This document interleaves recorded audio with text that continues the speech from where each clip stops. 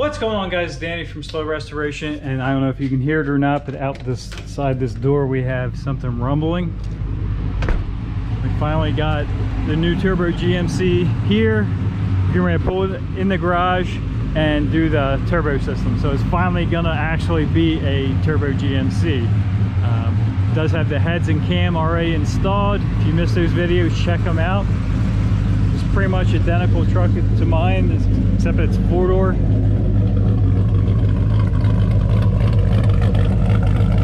It's got the Texas Speed 224, 228 cam. Works really well with a turbo. 600 lift. It's got the PRC heads on it, CNC ported. Let's get this thing inside and get started on it. So real quick on this, it does have a 4L80E trans, the stock trans for it. It has the HD2 shift kit in it, and it has a Yank Pro Truck 3400 stall in it. A lot of people think that's crazy, you can't daily drive it, but as you can see, you drop it down in gear and you're moving right away. So it's not until you actually hit the gas that it stalls up. Oh, he's got his he's got the two-step on. So as you can see, once you flash it, it'll run up. Right now it stalls about 3,000 RPM. Once we get the turbo on, it'll flash up a little higher than that. Got it inside the garage here. We're getting ready to throw the lift arms under. Let's pop the hood here real quick and show you what's under the hood so far, which honestly isn't much. Looks pretty much stock. Engine cover's off. We're actually going to, like I said, it does have the PRC heads. You can see down in there, right there. These are the 317 heads that were CNC ported. I think it's got all new valves and stuff. It was the 2.5. Still stock manifolds. It does have an exhaust on it, of course, but stock manifold, stock air intake system, completely stock. And this truck made, I'll put it up on the screen what it made in this configuration. We did a test completely stock after the heads and cam and exhaust. We had it dynoed again, and now it's ready to go for the turbo system. So we have it, we're kind of keeping an eye on horsepower levels all along, and I expect them to drastically jump up now that the turbo system is going to be put on. It is a Huron Speed turbo system, if you've been following along at all. And let's get it put up in the air, and we'll start pulling some stuff apart on this truck, let it cool down. It just showed up, so it is hot. Got this thing up in the air, and the first step's gonna be just go ahead and unplug your O2 sensors. We're gonna go ahead and pop these 3 bolts off the collector part of the manifold, and then when we drop this down, we can unbolt the manifolds from the head and just pull them right out of the truck.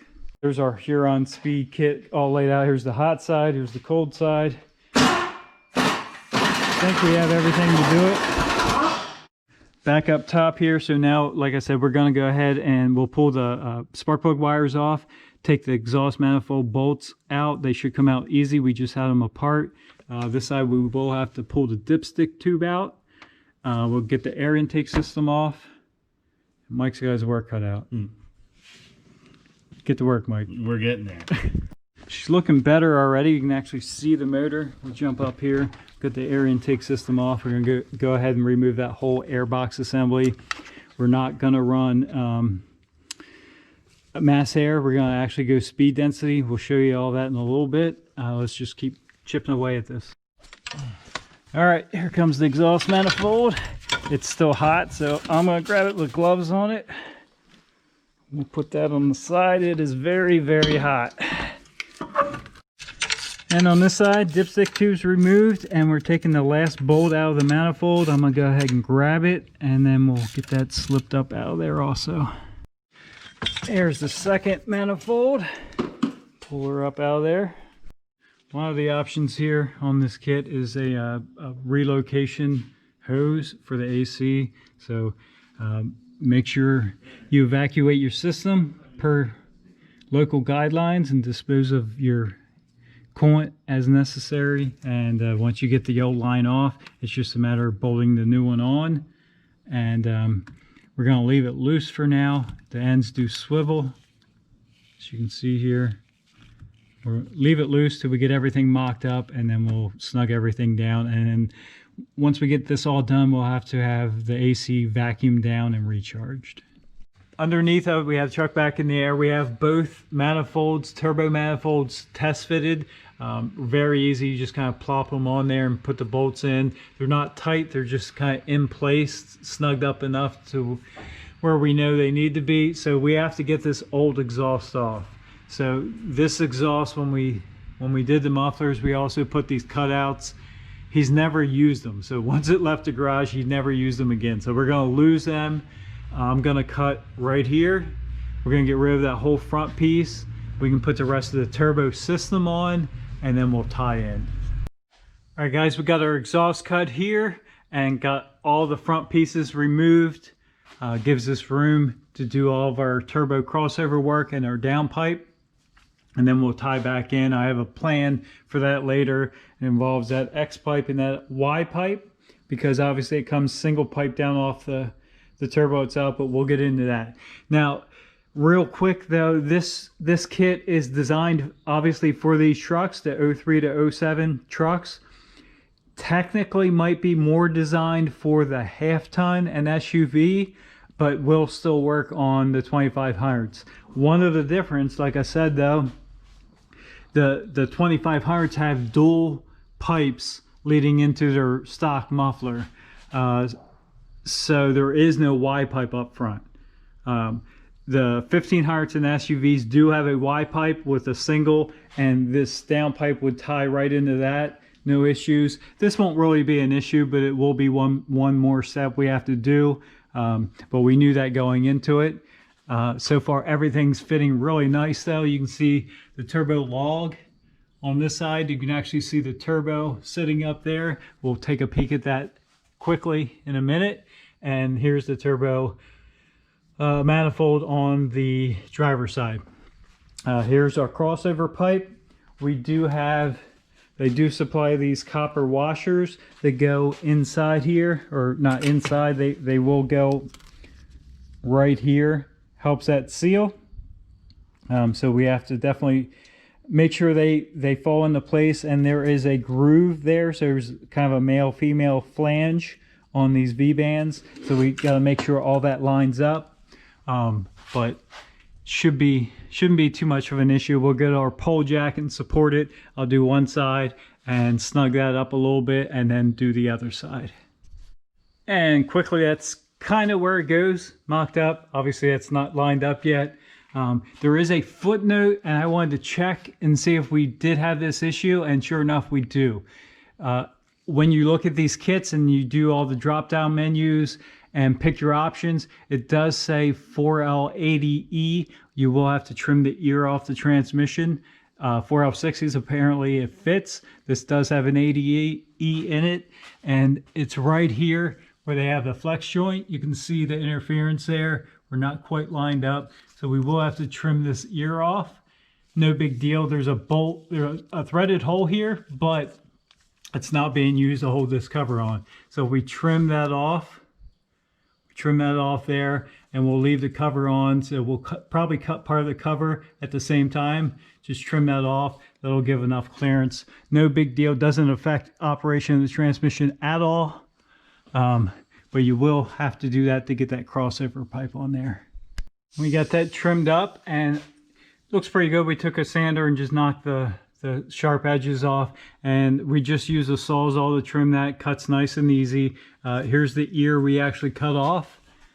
Goes on there like that, and it's pretty much the bolt hole. So just on this inside of the threaded part there, and like I said, this cover, the inspection plate, whatever you want to call it, just it bolts on down through here. So it wasn't even using that bolt. So yeah, we got that trimmed off. No big deal. I know it's kind of maybe nerve-wracking to cut your transmission, but it's 100% no big deal. It doesn't affect it at all. And if you didn't know we did it, you wouldn't know. If you look at this side, that ear kind of really protrudes off there, and this side it just kind of is flat there. So we test fit it. Now it definitely fits. So we'll go ahead and get that both sides mocked up or fitted up with our copper washers on each of those V-band clamp joints and get that snugged up. As you can see, we're back up top here. So they do provide, Huron Speed does provide some online installation guides. It's not so much step-by-step directions, but more of a guide. And it does say in there to leave these manifolds loose enough to where you can move them around. I didn't. I snugged them up enough to where they don't move. So now we're back up top, loosening it back up. It's definitely makes it easier to get that crossover pipe and those V-band connections together with a little bit of play.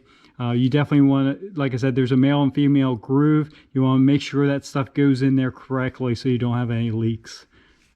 And back under it, now we have a little play here on our manifold. Make it a lot easier to line that up. I should have did that. I was just trying to speed things up and tighten that up, but now we have it loose. We'll get this side snugged up, and then we can actually go back up top and finish off the few things we have to do up there and get that down pipe peeking through here. We got both those V-bands tightened up, so that's how the crossover pipe looks. It's nice and straight, looks really good, fits like a glove. Plenty of room everywhere.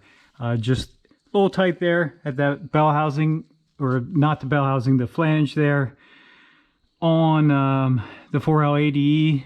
Again, the 4L60s don't seem to have that issue, but we just trimmed that, and that's looking good now. There's room around that. I don't know if you can see there's room, but there is. So all that's looking good. Our down pipe will come right through this area and come back through here. So let's go ahead and drop it down, and we'll get to work back up top. All right, back up top here. Now we're done with the crossover pipe and the turbo manifold install. But now we can go ahead. We left the bolts loose at the head, like I was saying. So we'll go ahead and snug them up. Work your way from the center out on either direction like you normally would, and they get torqued down to 18 foot-pounds. We'll go ahead and torque both of those down, and the turbo manifold system is completed now. We use GM multi-layer gaskets on there. The kit doesn't come with any, but if yours are in good shape, they don't really go bad. You can reuse, or you can just put fresh new GMs on there. So I did forget one thing. We can also go ahead and put the dipstick tube back down through, and as you can see down there, it goes in between the back two tubes, in between the log and the tubes. So you feed it down through there, and if you look in through here, you can see right there it goes into the engine block. Now, Huron Speed does recommend removing both sides of these inner fenders. Obviously, we have not, and one of the reasons we've gotten away with that is this is a 2500 HD, and it kind of has a factory. It's got a bigger frame. It's kind of got a factory body lift, so everything sits up off the frame a little bit. If you look here, the room between the intake and the cab is a lot more than like a 1500 or an SUV. So it definitely helps us out to fit all this through there and not remove that. Again, it would probably be quicker, definitely easier on a 1500 truck to remove that, but not 100% necessary. So we'll go ahead and finish getting that dipstick tube in there, and our bolt is right here. We'll go ahead and reattach that to the cylinder head, and we'll be good to go with that too. Thanks for stopping by. Have a good day.